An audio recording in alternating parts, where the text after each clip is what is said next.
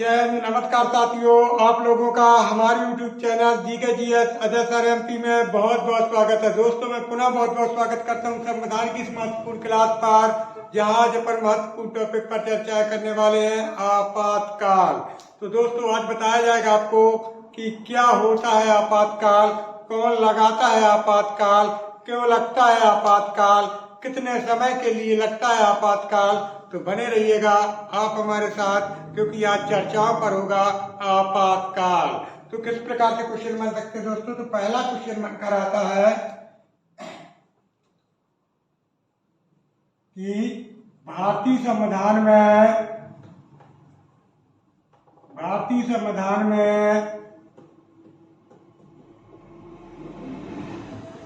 आपातकालीन शक्तियां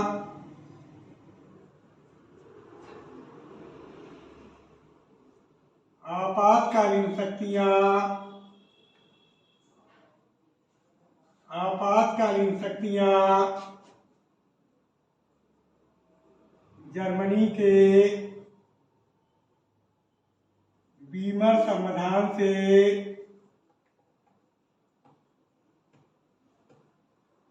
संविधान से शामिल की गई हैं। बहुत बढ़िया प्रश्न, पहला प्रश्न, लेकिन अच्छा प्रश्न है। यदि कल प्रश्न आता है कि भारतीय संविधान में आपातकालीन शक्तियां, तो दोस्तों याद रखिएगा, हमारे भारतीय संविधान में आपातकालीन शक्तियां जर्मनी के बीमर संविधान से शामिल की गई हैं। यदि क्वेश्चन बन के आता है कि भारतीय संविधान में आपातकालीन शक्तियां कहाँ के संविधान से शामिल की गई हैं, तो दोस्तों याद रखिएगा, हमारे भारतीय संविधान में जो आपातकालीन शक्तियां हैं वो जर्मनी के बीमर संविधान। अब ये बीमर संविधान क्या होता है? जैसे दोस्तों, अपने भारत के संविधान को कहते हैं अपन लोग विशाल संविधान या व्यापक संविधान या विस्तृत संविधान या बड़ा संविधान, उसी प्रकार से जर्मनी के संविधान को कहते हैं बीमर संविधान। तो यदि आता है कल प्रश्न कि भारतीय संविधान में आपातकालीन शक्तियां कहाँ के संविधान से शामिल की गई हैं, तो जर्मनी के बीमर संविधान से। अगला महत्वपूर्ण तथ्य, आपातकालीन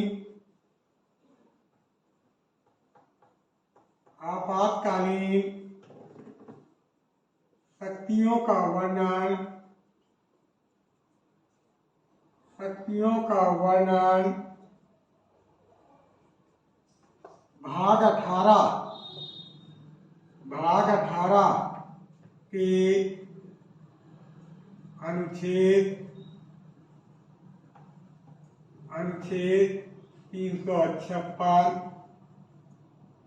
352 356 और 360 में किया गया है। क्लियर है दोस्तों? में किया गया है। यदि प्रश्न आता है कि जो आपातकालीन शक्तियां जर्मनी के संविधान से शामिल है, इसका वर्णन, तो दोस्तों याद रखिएगा, आपातकालीन शक्तियों का वर्णन भाग 18 के अनुच्छेद 352, 356 और 360 में किया गया है। जो आपातकालीन शक्तियां हैं जो जर्मनी के संविधान से भारतीय संविधान में शामिल की गई हैं, तो दोस्तों याद रखिएगा, इनका वर्णन भाग 18 के अनुच्छेद 352 में, 356 में और अनुच्छेद 360 में किया गया है। अगला महत्वपूर्ण क्वेश्चन, आपातकालीन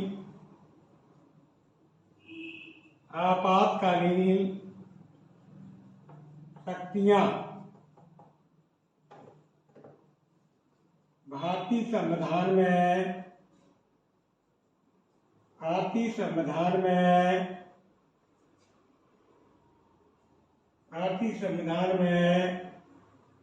राष्ट्रपति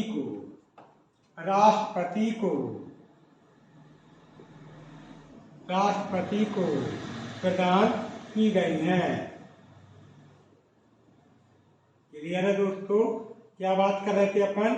यदि क्वेश्चन आता है कि आपातकालीन शक्तियां किसे प्रदान की गई हैं, तो दोस्तों याद रखिएगा, आपातकालीन शक्तियां भारतीय संविधान में राष्ट्रपति अर्थात प्रेसिडेंट को प्रदान की गई हैं। यदि कल प्रश्न आता है कि हमारे भारतीय संविधान में आपातकालीन शक्तियां किसे प्रदान की गई हैं, तो दोस्तों याद रखिएगा, ये आपातकालीन शक्तियां भारतीय संविधान में किसे प्राप्त हैं? राष्ट्रपति को। अर्थात इन शक्तियों का प्रयोग कौन करता है?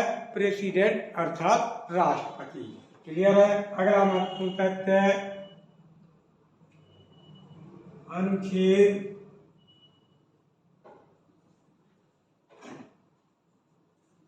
352 में राष्ट्रीय आपात हुआ। अनुच्छेद 356 में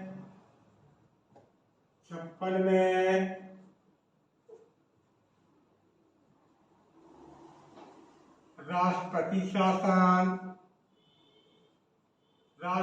शासन एवं अनुच्छेद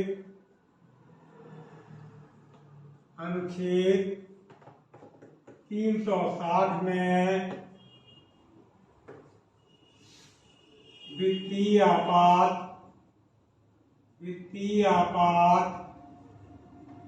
को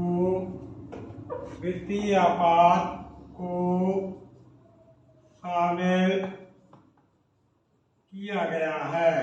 बहुत बढ़िया प्रश्न है, शामिल किया गया है।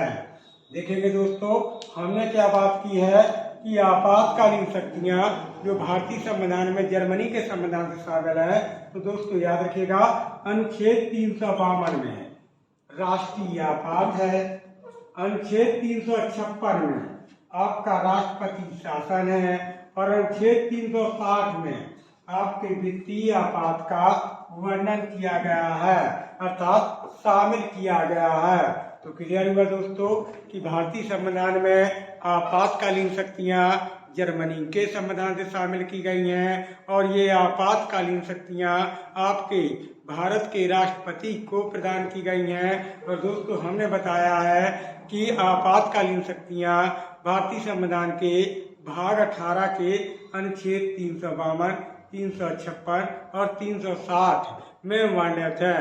हमने बात की है कि दोस्तों अनुच्छेद 352 में राष्ट्रीय आपात है, अनुच्छेद 356 में राष्ट्रपति शासन है, अनुच्छेद 360 में आपका वित्तीय आपात है।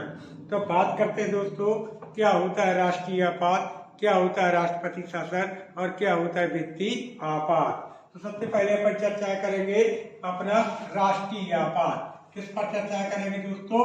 राष्ट्रीय आपात यानी अनुच्छेद 352। किस पर चर्चा करेंगे दोस्तों? अनुच्छेद 352। क्लियर? अगर क्वेश्चन बनता है कि ये राष्ट्रीय आपात क्या होता है दोस्तों, तो इस पर अपन चर्चा करने वाले हैं राष्ट्रीय आपात पर। तो दोस्तों याद रखिएगा, यदि संसद का सत्र न चल रहा हो और एकाएक हमारे देश में कोई दूसरा देश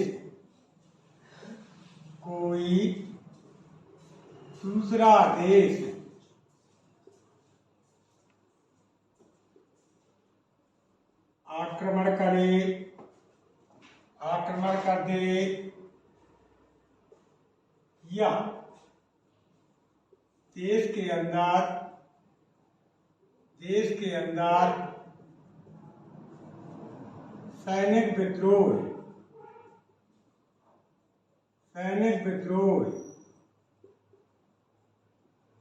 छिड़ जाए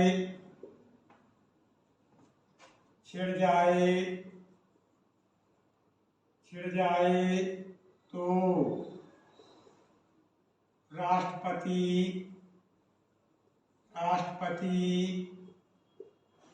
राष्ट्रीय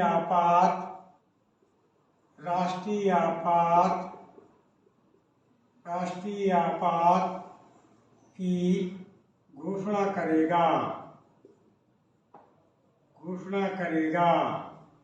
क्लियर दोस्तों, हमने क्या बात की है कि यदि संसद का सत्र, याद रखिएगा दोस्तों, यदि संसद का सत्र न चल रहा हो, अब ये सत्र क्या होता है दोस्तों, याद रखिएगा, संसद, अब संसद जो लोकसभा, राज्यसभा और राष्ट्रपति, इन तीनों से मिलकर के बनती है, उस व्यवस्था को अपन कहते हैं संसद। याद रखिएगा दोस्तों, ये दो शब्द होते हैं, एक होता है संसद और एक होता है सांसद।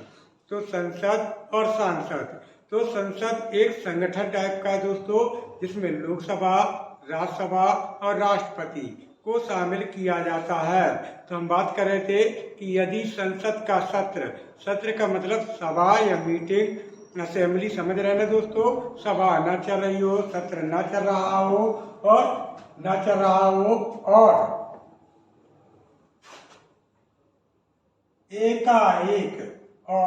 एकाएक हमारे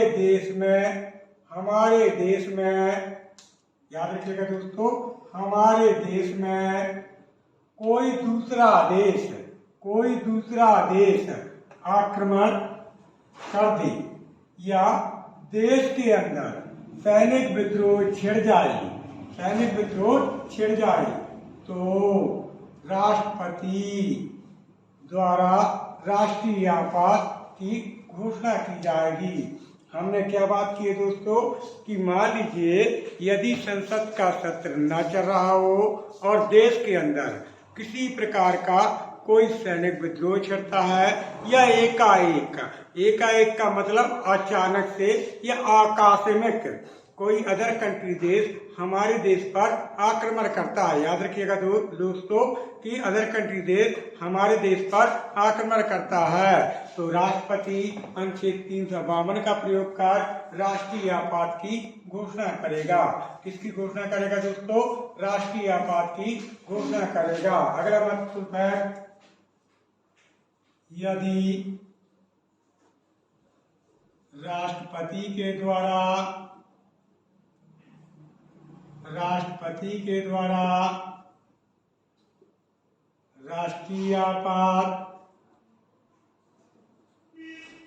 राष्ट्रीय आपात लगाया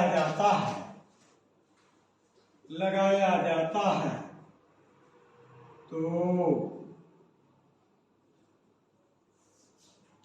राष्ट्रपति को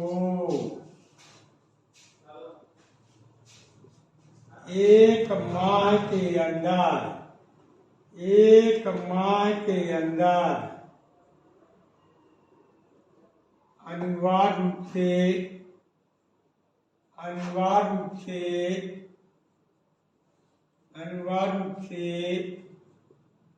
संसद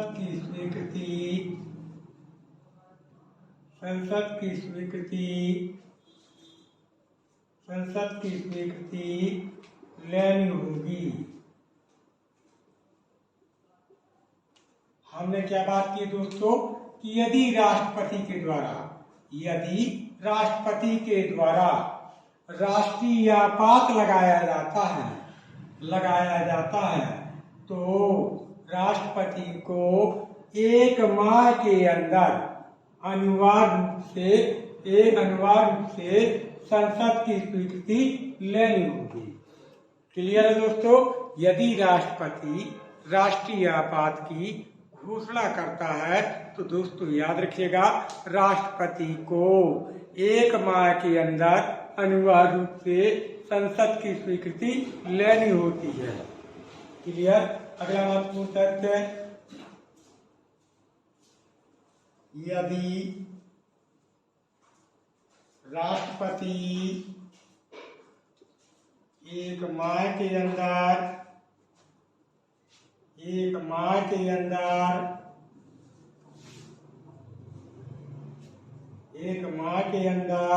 संसद की स्वीकृति नहीं ले पाता तो वह राष्ट्रीय आपात समाप्त माना जाएगा। क्लियर हुआ दोस्तों? हमने क्या बात की है कि यदि राष्ट्रपति के द्वारा राष्ट्रीय आपात लगाया जाता है तो राष्ट्रपति को एक माह के अंदर अनिवार्य रूप से संसद की स्वीकृति अर्थात परमिशन लेनी होती है। बट यदि एक माह के अंदर राष्ट्रपति अनिवार्य रूप से संसद की स्वीकृति नहीं ले पाता तो वह राष्ट्रीय आपात समाप्त माना जाएगा। क्लियर है दोस्तों?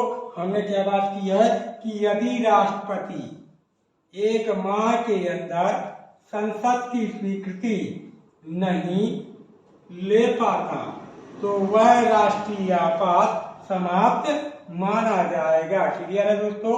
हमने क्लियर किया कि यदि राष्ट्रपति एक महीने के अंदर यानी एक माह के अंदर संसद की स्वीकृति प्राप्त नहीं कर पाता है तो वह राष्ट्रीय आपात समाप्त माना जाएगा। अगला महत्वपूर्ण तथ्य, यदि राष्ट्रपति एक माह के अंदर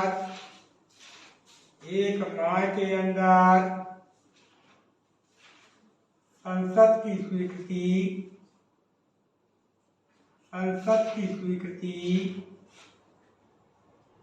प्राप्त कर लेता है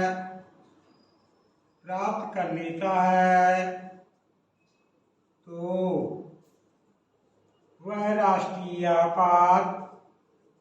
वह राष्ट्रीय आपात 6 माह तक प्रभावी रहेगा। क्लियर दोस्तों? हमने क्या बात की थी अभी कि यदि राष्ट्रपति एक माह के अंदर संसद की स्वीकृति प्राप्त नहीं कर पाता तो वह राष्ट्रीय आपात समाप्त माना जाएगा। फिर हमने क्या बात की कि यदि राष्ट्रपति एक माह के अंदर संसद की स्वीकृति प्राप्त कर लेता है तो वह राष्ट्रीय आपात 6 माह तक प्रभावी रहेगा। क्लियर दोस्तों? तो यदि राष्ट्रपति एक माह के अंदर संसद की स्वीकृति प्राप्त कर लेता है तो वह राष्ट्रीय आपात 6 माह तक प्रभावी रहेगा। क्लियर हुआ दोस्तों? क्लियर है कि यदि राष्ट्रपति स्वीकृति प्राप्त नहीं कर पाता तो वह राष्ट्रीय आपात समाप्त माना जाएगा, परंतु यदि राष्ट्रपति एक महीने के अंदर संसद की स्वीकृति प्राप्त कर लेता है तो वह राष्ट्रीय आपात 6 माह तक प्रभावी रहेगा। क्लियर दोस्तों? कितने माह तक प्रभावी रहेगा? 6 माह तक। क्लियर? यदि स्वीकृति प्राप्त कर लेता है और यदि नहीं प्राप्त कर पाता तो वह राष्ट्रीय आपात क्या हो जाएगा? वह राष्ट्रीय आपात समाप्त माना जाएगा। क्लियर है? अगला महत्वपूर्ण फैक्ट, यदि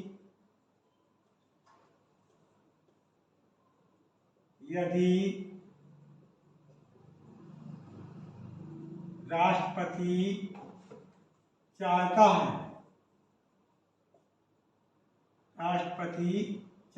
है कि राष्ट्रीय आपात को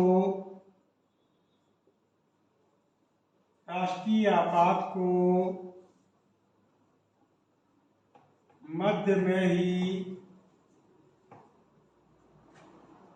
समाप्त करना है, समाप्त करना है, तो वह उसे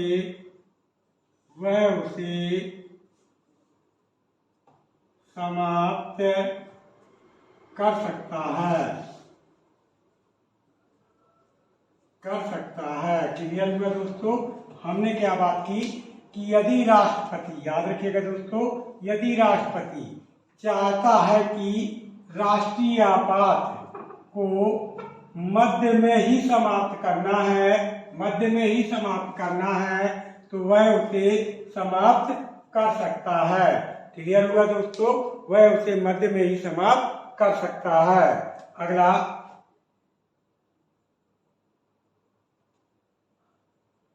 भारत में अब तक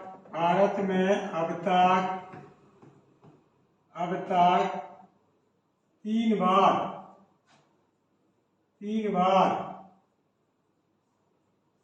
राष्ट्रीय आपात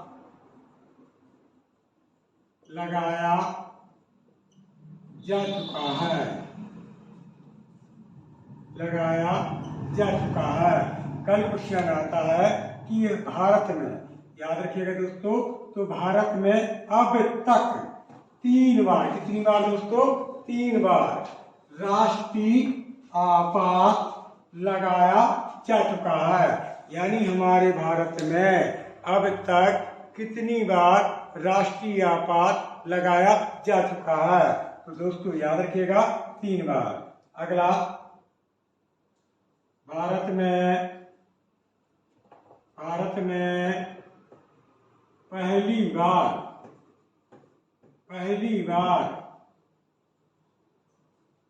राष्ट्रीय आपात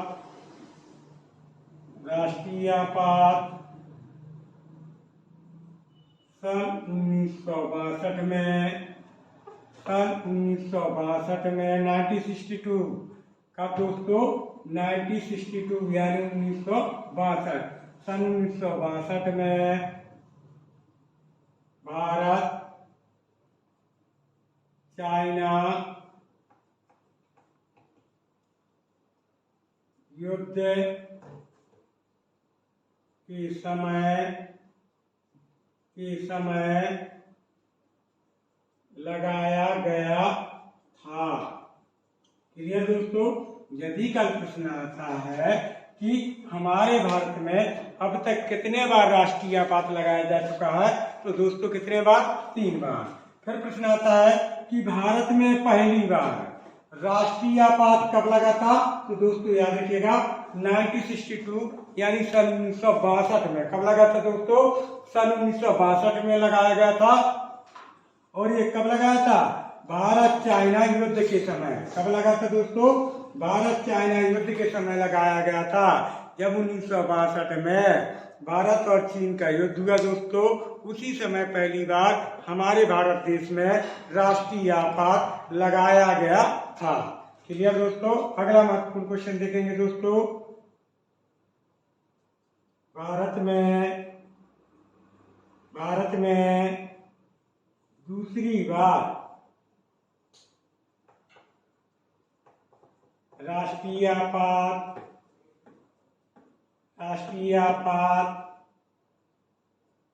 सन 1971 में भारत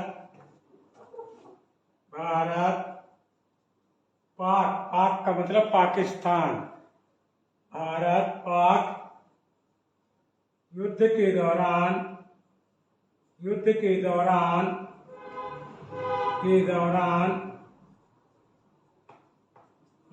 गया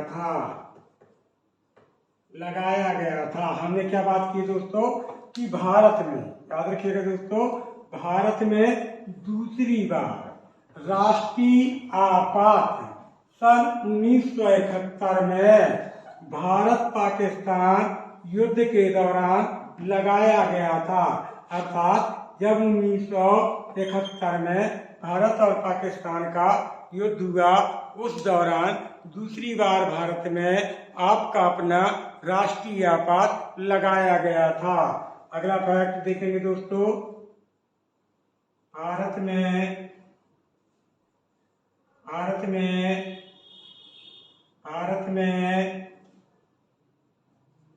तीसरी बार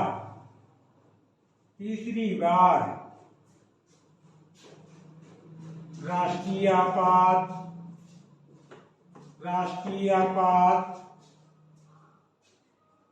सन 1975 में आंतरिक अशांति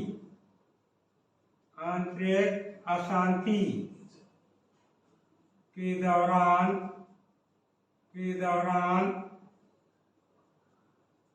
लगाया गया था। क्लियर दोस्तों, हमने क्या बात की है कि भारत में 3 बार राष्ट्रीय आपात लगाया गया। कितनी बार लगाया गया? 3 बार। तो पहली बार कब लगाया गया? 1962 में भारत चाइना युद्ध के दौरान। फिर सेकेंड बार, दूसरी बार कब लगाया गया? तो 1971 यानी 1971 में लगाया गया दोस्तों। कब? जब भारत और पाकिस्तान के मध्य युद्ध हुआ। लेकिन तीसरी बार कब लगाया गया? तो दोस्तों याद रखिएगा, भारत में तीसरी बार राष्ट्रीय आपात सन 1975 में आंतरिक अशांति के दौरान लगाया गया था। सन 1975 में भारत के अंदर आंतरिक अशांति का माहौल बना और उसी दौरान राष्ट्रीय आपात लगाया गया था। दोस्तों, अब वर्तमान में आंतरिक अशांति पर जो राष्ट्रीय आपात लगाया जाता था, अब नहीं लगाया जाता। अब केवल 2 स्थितियों में ही लगेगा। एक तो देश के अंदर सैनिक विद्रोह की स्थिति बनने पर, और दूसरा अचानक से कोई अदर कंट्री देश क्या करता है, हमारे देश पर आक्रमण करता है, तो उस दौरान क्या लगाया जाता है? राष्ट्रीय आपात लगाया जाता है अनुच्छेद 352 के तहत। और लगाता कौन है? तो अपना राष्ट्रपति। कौन लगाता है दोस्तों? राष्ट्रपति लगाता है। तो क्लियर है, राष्ट्रपति लगाता है। तो दोस्तों लेंगे आप इसका स्क्रीनशॉट, क्योंकि हम बात करने वाले हैं आगे के विशेष महत्वपूर्ण तथ्यों पर। बहुत बढ़िया। और किस प्रकार से क्वेश्चन बन सकते हैं दोस्तों?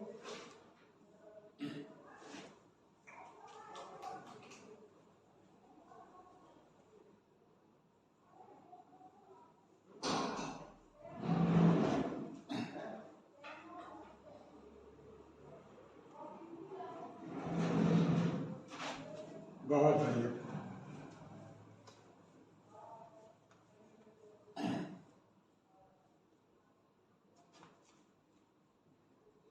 चलें तो आगे के महत्वपूर्ण प्रश्न एग्जाम की दृष्टि से बहुत ही इंपॉर्टेंट होने वाले हैं। तो अगला क्वेश्चन,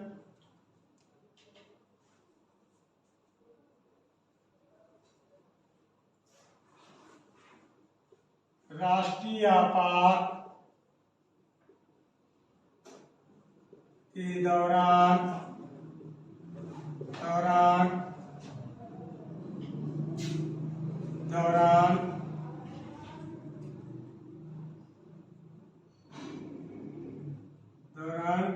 राष्ट्रपति को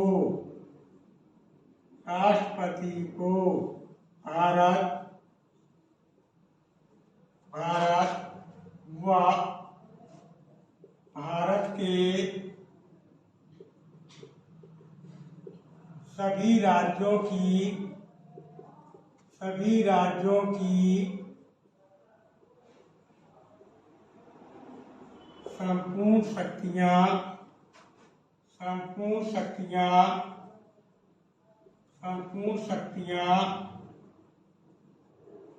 प्राप्त होती हैं। हमने क्या बात की दोस्तों कि राष्ट्रीय आपात के दौरान राष्ट्रपति को भारत के सभी राज्यों की संपूर्ण शक्तियां प्राप्त होती हैं। यदि राष्ट्रपति के द्वारा राष्ट्रीय आपात लगाया जाता है तो दोस्तों याद रखिएगा, हमारे भारत देश के साथ साथ भारत के सभी राज्यों की संपूर्ण कार्यपालिका शक्तियां किसके हाथों में? राष्ट्रपति के हाथों में निहित होती हैं। अर्थात राज्यों का मुखिया राज्यपाल, और राज्यपाल किसके अधीन होते हैं? राष्ट्रपति के अधीन होते हैं ना दोस्तों। तो इनडायरेक्टली राज्यों का मुखिया भी कौन बन जाता है? आपका राष्ट्रपति। तो याद रखिएगा दोस्तों, राष्ट्रीय आपात राष्ट्रपति लगाता है, अनुच्छेद 352 के तहत लगाता है, जिसका वर्णन भाग 18 में किया गया है। और यदि राष्ट्रपति के द्वारा राष्ट्रीय आपात लगाया जाता है तो भारत देश के साथ साथ भारत के सभी राज्यों की संपूर्ण शक्तियां राज्यपाल अर्थात राष्ट्रपति के हाथों में निहित होती हैं। अगला एक महत्वपूर्ण क्वेश्चन देखेंगे दोस्तों, यदि राष्ट्रपति के द्वारा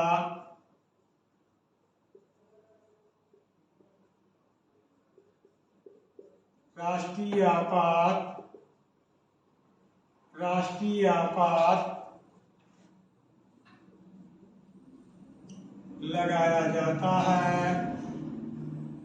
लगाया जाता है तो अनुच्छेद 20 व 21 को छोड़कर सभी मौलिक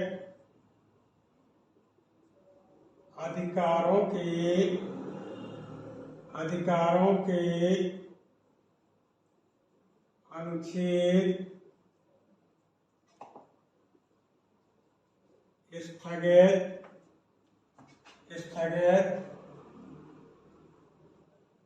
किए जाएंगे।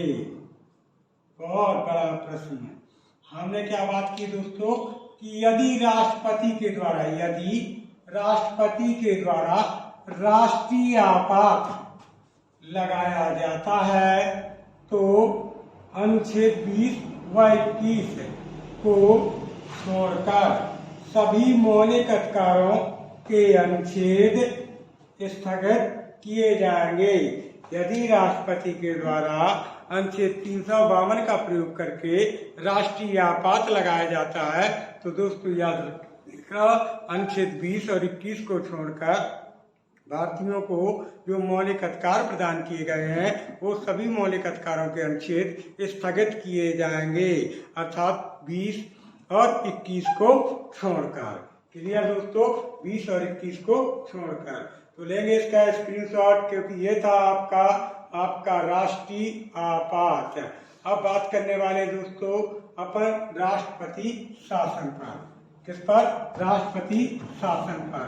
तो बने रहिएगा दोस्तों, क्योंकि आज एक साथ आपको राष्ट्रीय आपात, राष्ट्रपति शासन और वित्तीय आपात मिलने वाला है, जो एग्जाम की दृष्टि से बहुत ही महत्वपूर्ण क्वेश्चन हो सकते हैं। बहुत बढ़िया।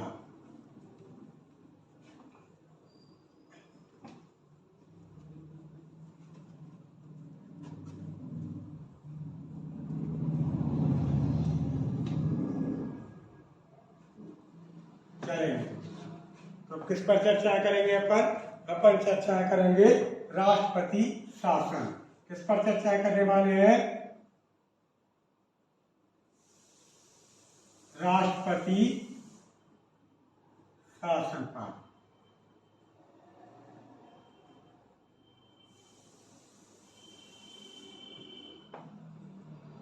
किस पर चर्चा होने वाली दोस्तों? राष्ट्रपति शासन पर। क्लियर है? अब देखिएगा, अभी अपन ने बात की राष्ट्रीय आपात पर, अब बात करेंगे राष्ट्रपति शासन पर। तो दोस्तों याद रखना है, यदि संसद का सत्र न चल रहा हो, न चल रहा हो, और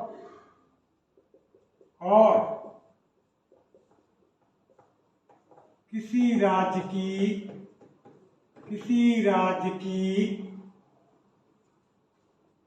राज्य सरकार किसी कारण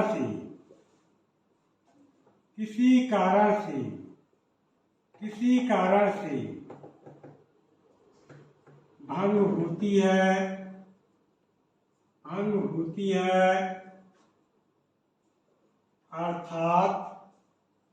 अर्थात गिरती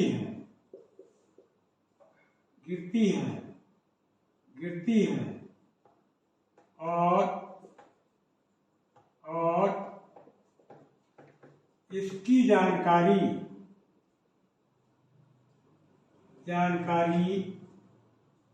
राज्यपाल या अन्य किसी माध्यम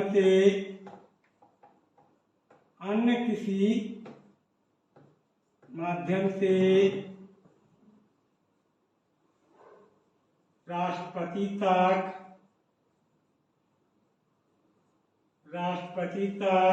पहुंचती है। तो राष्ट्रपति उस राज्य में राष्ट्रपति शासन लगाएगा। और बढ़िया प्रश्न। हमने क्या बात की दोस्तों कि यदि संसद का सत्र न चल रहा हो और किसी राज्य की राज्य सरकार किसी कारण से भंग होती है अर्थात गिरती है और इसकी जानकारी राज्यपाल या अन्य किसी माध्यम से राष्ट्रपति तक पहुंचती है। तो राष्ट्रपति उस राज्य में राष्ट्रपति शासन लगाएगा। क्या लगाएगा दोस्तों? राष्ट्रपति शासन लगाएगा। हमने क्या बात की है कि यदि किसी राज्य की राज्य सरकार किसी कारण से भंग होती है अर्थात गिरती है अर्थात स्थगित होती है और इसकी जानकारी राज्यपाल या किसी अन्य माध्यम से राष्ट्रपति तक पहुंचती है तो राष्ट्रपति उस राज्य में राष्ट्रपति शासन लगाएगा। क्या लगाएगा दोस्तों? राष्ट्रपति शासन लगाएगा। क्लियर है? राष्ट्रपति शासन लगाएगा। अगला हम आपको से देखेंगे। यदि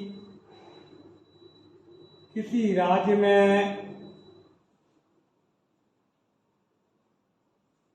राष्ट्रपति शासन लगाया जाता है तो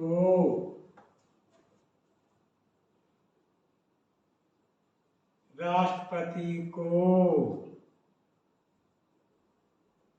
2 माह के अंदर अनिवार्य रूप से संसद की स्वीकृति प्राप्त करनी होगी। बहुत बढ़िया प्रश्न। हमने क्या बात की दोस्तों? यदि किसी राज्य में राष्ट्रपति शासन लगाया जाता है तो राष्ट्रपति को 2 माह, कितने माह?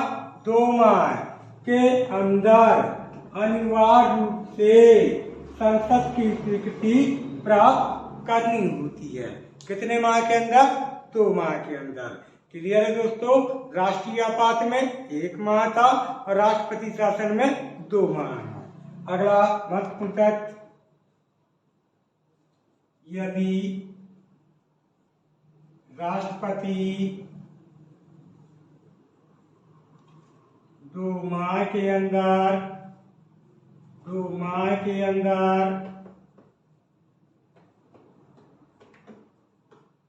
संसद की स्वीकृति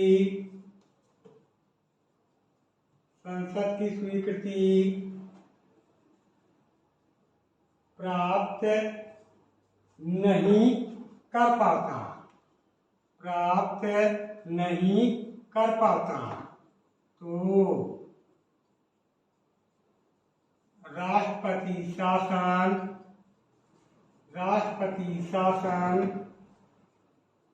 समाप्त माना जाएगा। हमने क्या बात की दोस्तों कि यदि राष्ट्रपति 2 माह के अंदर संसद की स्वीकृति प्राप्त नहीं कर पाता तो राष्ट्रपति शासन समाप्त माना जाएगा। क्लियर है दोस्तों। हमने क्या बात की है कि यदि राष्ट्रपति शासन किसी राज्य में लगाता है तो उसे 2 माह के अंदर अनिवार्य रूप से संसद की स्वीकृति लेनी होती है। बट यदि राष्ट्रपति 2 माह के अंदर संसद की स्वीकृति नहीं ले पाता तो वह राष्ट्रपति शासन समाप्त माना जाएगा। क्लियर। अगला महत्वपूर्ण तथ्य देखेंगे दोस्तों, यदि राष्ट्रपति 2 माह के अंदर संसद की स्वीकृति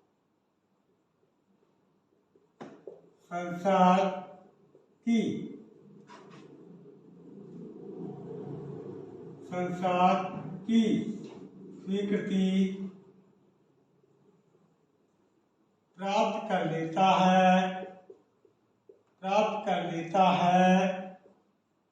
तो वह राष्ट्रपति शासन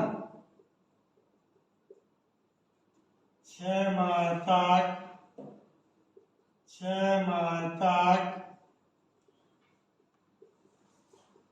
प्रभावी रहेगा। 6 माह तक प्रभावी रहेगा। हमने क्या बात की थी दोस्तों कि यदि राष्ट्रपति 2 माह के अंदर संसद की स्वीकृति प्राप्त नहीं कर पाता है तो वह राष्ट्रपति शासन समाप्त माना जाएगा। परंतु हम क्या बात कर रहे हैं कि यदि राष्ट्रपति 2 माह के अंदर संसद की स्वीकृति प्राप्त कर लेता है तो वह राष्ट्रपति शासन 6 माह तक प्रभावी रहेगा। क्लियर। कितने माह तक? 6 माह तक। अगला महत्वपूर्ण तथ्य, किसी राज्य में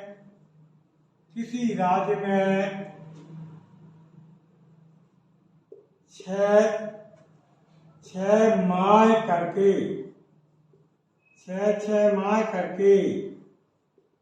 अधिकतम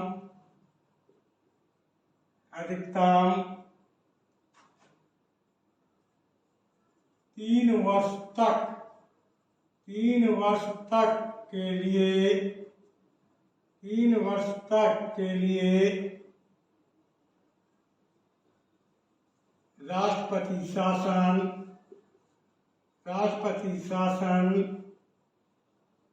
लगाया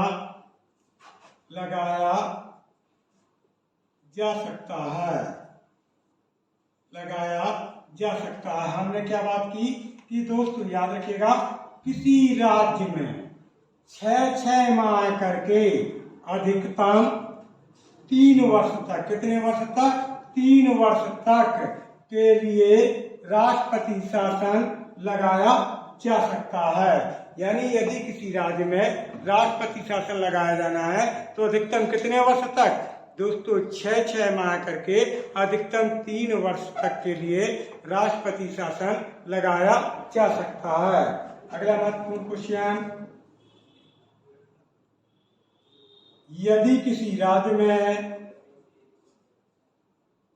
यदि किसी राज्य में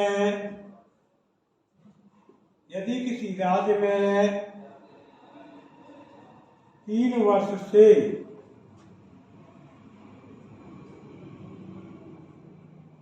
अधिक समय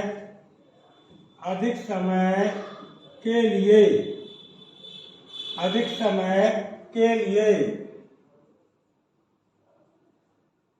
राष्ट्रपति शासन लगाना है तो राष्ट्रपति को वहाँ के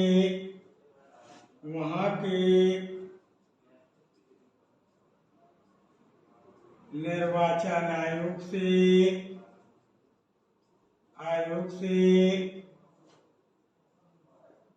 सलाह मशवरा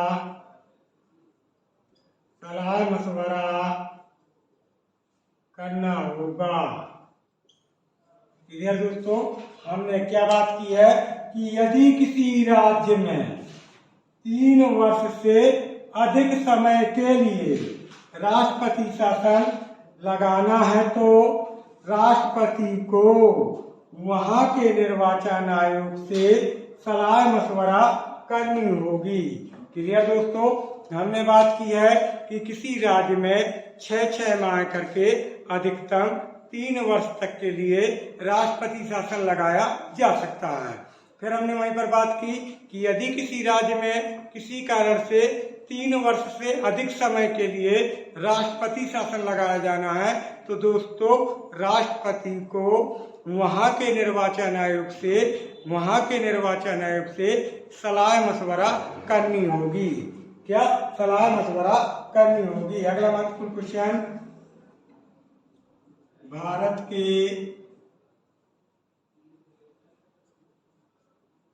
जम्मू कश्मीर में अपवाद स्वरूप 6 वर्ष 1990 से 96, अपवाद स्वरूप 6 वर्ष और पंजाब में 5 वर्ष 1987 से 92, 5 वर्ष तक राष्ट्रपति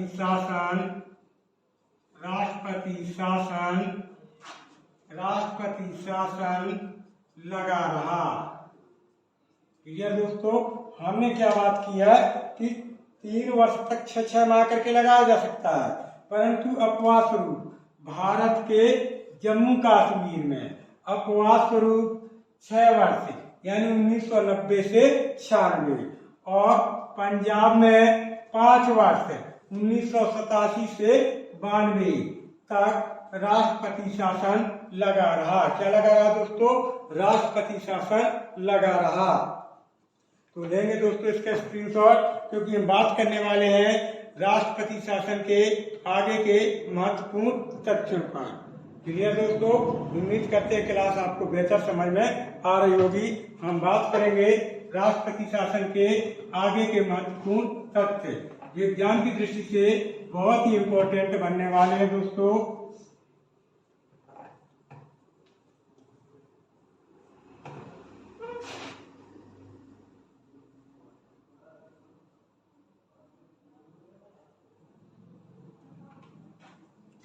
चलेंगे दोस्तों, तो हमने क्या बात की यहाँ पर कि जम्मू कश्मीर में 6 साल यानी 1990 से 96 और पंजाब में 5 साल यानी 1987 से 92 तक राष्ट्रपति शासन लगा रहा। क्लियर। अगला तो देखेंगे दोस्तों, भारत में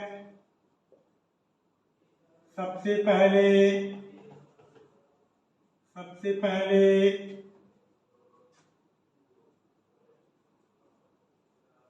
राष्ट्रपति शासन पंजाब राज्य में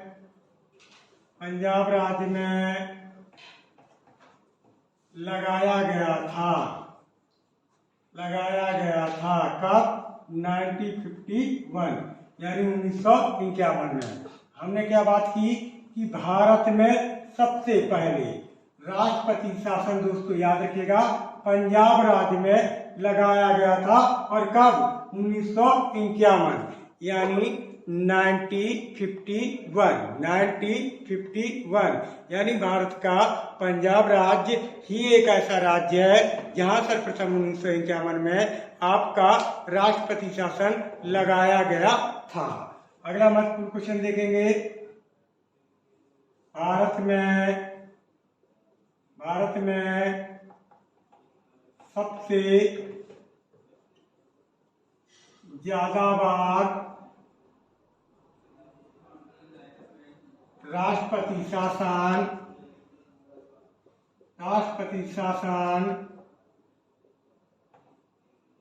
उत्तर प्रदेश राज्य में लगाया जा चुका है। क्लियर? अगर प्रश्न आता है कि भारत में सबसे पहले कहाँ लगाया गया था, तो दोस्तों हमने बात की थी पंजाब में।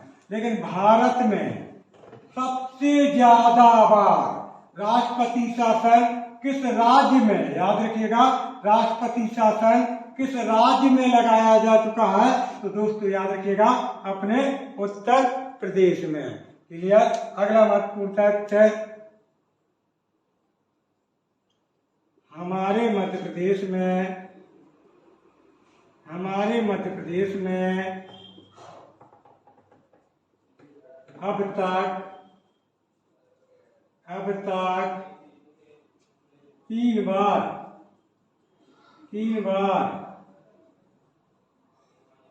राष्ट्रपति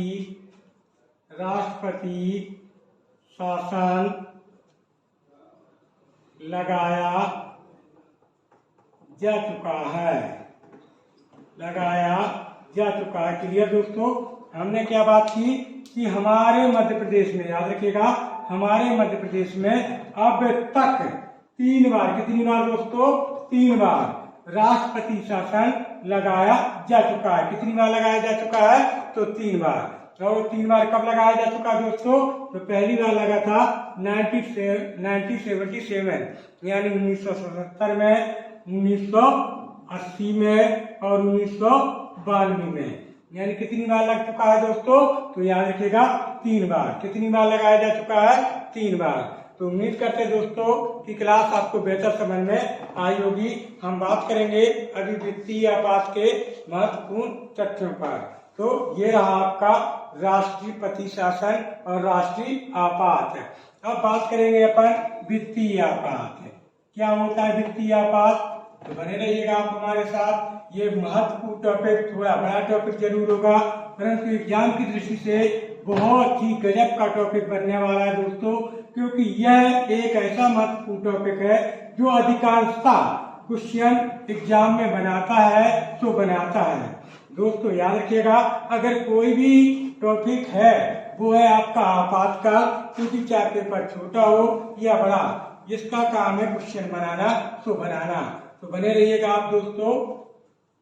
बात करेंगे अपन वित्तीय आपात की। किसकी बात करेंगे? वित्तीय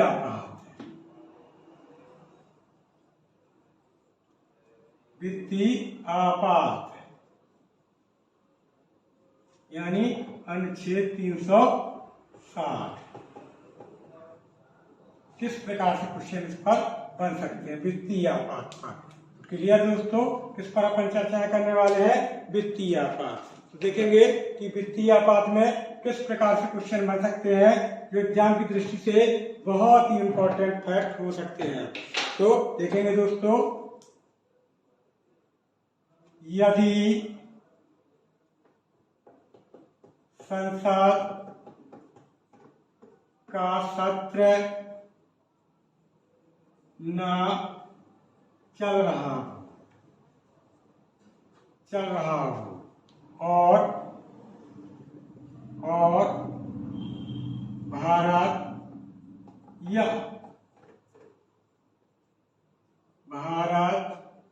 के किसी राज्य क्षेत्र में आर्थिक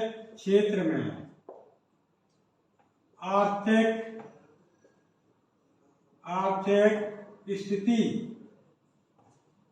उत्पन्न होती है तो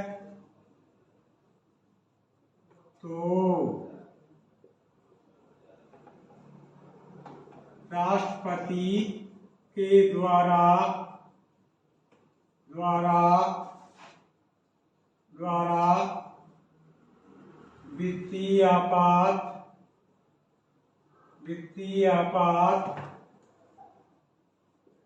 वित्तीय आपात घोषित किया जाएगा।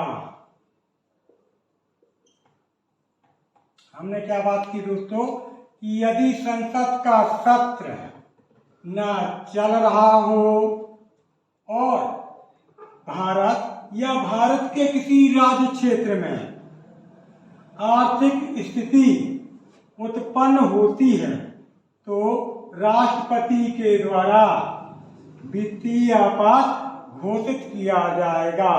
मान लीजिए संसद का सत्र न चल रहा हो और भारत के किसी राज्य क्षेत्र में आर्थिक स्थिति या वित्तीय स्थिति उत्पन्न होती है, आर्थिक संकट बनता है, आर्थिक परिस्थिति बनती है, तो दोस्तों राष्ट्रपति के द्वारा अनुच्छेद 360 का प्रयोग करके वित्तीय आपात की घोषणा की जाएगी। किसकी? वित्तीय आपात की घोषणा की जाएगी। अगला महत्वपूर्ण तथ्य, यदि राष्ट्रपति के द्वारा वित्तीय आपात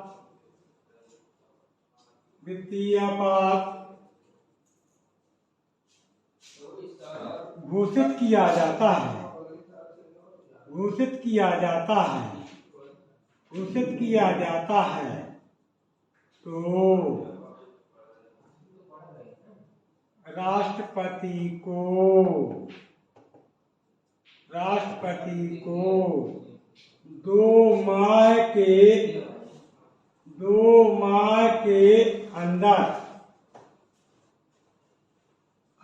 के अंदर अनिवार्य रूप से संसद की स्वीकृति प्राप्त करनी होगी। हमने क्या बात की है दोस्तों कि यदि राष्ट्रपति के द्वारा वित्तीय आपात घोषित किया जाता है तो राष्ट्रपति को 2 माह के अंदर अनिवार्य रूप से संसद की स्वीकृति लेनी होगी। कितने माह के अंदर? 2 माह के अंदर। तो दोस्तों राष्ट्रीय आपात में 1 माह था, राष्ट्रपति शासन में 2 माह था और वित्तीय आपात में भी 2 माह है और अध्यादेश में 6 सप्ताह था। याद रखिएगा दोस्तों।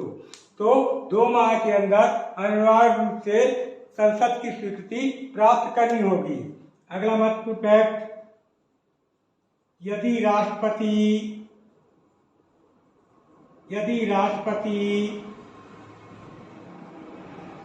2 माह के अंदर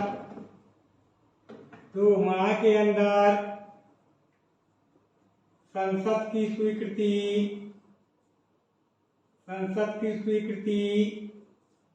नहीं ले पाता तो वित्तीय आपात वित्तीय आपात समाप्त माना जाएगा। हमने क्या बात की है दोस्तों कि यदि राष्ट्रपति 2 माह के अंदर, कितने माह के अंदर? 2 माह के अंदर, 2 माह के अंदर संसद की स्वीकृति नहीं ले पाता तो वह वित्तीय आपात समाप्त माना जाएगा। क्या माना जाएगा? वित्तीय आपात समाप्त माना जाएगा। अगला महत्वपूर्ण फैक्ट, यदि राष्ट्रपति 2 माह के अंदर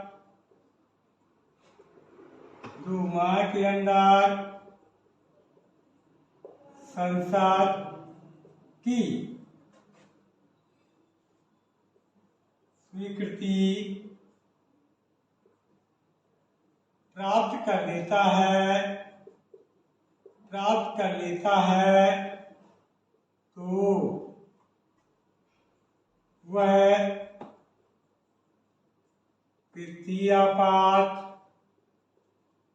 वित्तीय आपात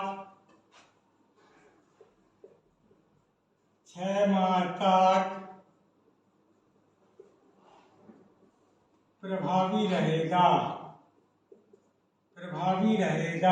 क्लियर? हमने क्या बात की दोस्तों कि यदि राष्ट्रपति 2 माह के अंदर संसद की स्वीकृति प्राप्त कर लेता है तो वह वित्तीय आपात 6 माह तक प्रभावी रहेगा। कितने माह तक?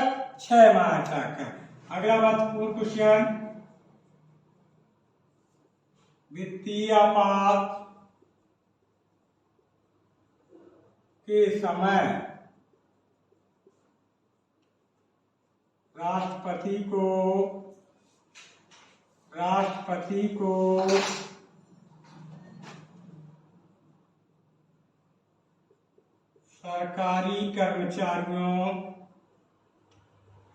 सरकारी कर्मचारियों की वेतन का कुछ परसेंट कट करने का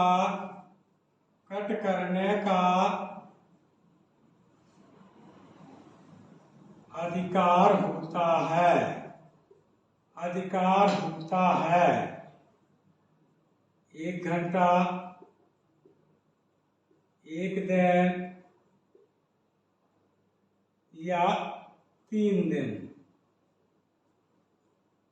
क्लियर? हमने क्या बात की दोस्तों कि वित्तीय आपात के समय राष्ट्रपति को सरकारी कर्मचारियों की वेतन का कुछ परसेंट कट करने का अधिकार होता है।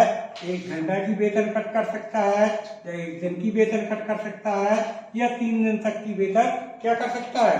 कट कर सकता है। सामने आई समस्या या सामने आई प्रॉब्लम्स के सलूशन के लिए निराकरण हेतु सरकारी कर्मचारियों की वेतन का कुछ परसेंट कट करने का अधिकार रहता है किसे? राष्ट्रपति को। क्लियर दोस्तों? अगला महत्वपूर्ण फैक्ट, हमारे भारत में अभी तक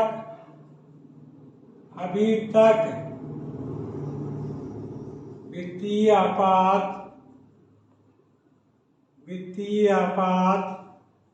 नहीं लगाया गया है। क्लियर दोस्तों? हमने क्या बात की है कि हमारे भारत में, याद रखिएगा दोस्तों, हमारे भारत में अभी तक वित्तीय आपात नहीं लगाया गया। कल प्रश्न आता है कि भारत में अब तक वित्तीय आपात कितनी बार लगाया जा चुका है? तो दोस्तों याद रखिएगा, अभी तक हमारे भारत में एक भी बार वित्तीय आपात नहीं लगाया गया है। याद रखिएगा, एक भी बार नहीं लगाया गया है। तो दोस्तों एक बार पुनः सुनेंगे, कि एक होता है, याद रखिएगा, अध्यादेश। एक बार पूरा समझ लें। एक होता है दोस्तों अध्यादेश, और अध्यादेश में कितना समय होता है? तो अध्यादेश में समय रहता है राष्ट्रपति के, याद रखिएगा, संसद की स्वीकृति के लिए 6 सप्ताह। कितना रहता है? 6 सप्ताह। एक रहता है दोस्तों राष्ट्रीय आपात। क्या रहता है दोस्तों? राष्ट्रीय आपात। और इसमें कितना टाइम रहता है राष्ट्रपति के पास? 1 माह का। कितना? 1 माह का समय होता है। एक रहता है दोस्तों राष्ट्रपति शासन। कौन सा होता है? राष्ट्रपति शासन। और इसमें राष्ट्रपति के पास कितना समय रहता है? इसमें राष्ट्रपति के पास समय रहता है 2 माह का। और एक रहता है दोस्तों वित्तीय आपात। कौन सा रहता है दोस्तों? वित्तीय आपात। और इसमें भी कितना समय होता है राष्ट्रपति के पास? इसमें भी समय होता है 2 माह का। कितना? 2 माह का। और दोस्तों अध्यादेश किसमें अनुच्छेद में है? तो अनुच्छेद 1, 2, 3 में। राष्ट्रीय आपात किसमें है दोस्तों? तो अनुच्छेद 352 में। और राष्ट्रपति शासन किसमें है दोस्तों? तो 356 में। किसमें? 356 में। और वित्तीय आपात किसमें है दोस्तों? तो 360 में। और इसका वर्णन किस भाग में है? तो दोस्तों अगर भाग की बात करें तो भाग 5, और ये जो होगा दोस्तों तो ये होगा भाग 18। कौन सा होगा? भाग 18। क्लियर? यानी इनका वर्णन किया गया भाग 18 में। तो क्लियर दोस्तों? अगर कुछ याद नहीं कर पाते तो कम से कम इतना जरूर याद रख लें, क्योंकि एग्जाम में यही पूछा जाता है दोस्तों। तो उम्मीद करते हैं दोस्तों कि आपको क्लास बेहतर लगी होगी। अगर बेहतर लगी तो प्लीज आप क्लास को ज्यादा से ज्यादा दोस्तों के पास शेयर कीजिएगा। साथ ही अगर चैनल पर नए भाई लोग हैं तो प्लीज चैनल को सब्सक्राइब कीजिए, और साथ ही बेल आइकन का बटन दबाइए, ताकि हमारे द्वारा भेजी गई महत्वपूर्ण जानकारियां या महत्वपूर्ण क्लासें या नोटिफिकेशन आपको टाइम टू टाइम मिल सके। हम पुनः मिलेंगे इसी क्रम को आगे बढ़ाते हुए। जब तक के लिए दोस्तों जय हिंद, जय भारत।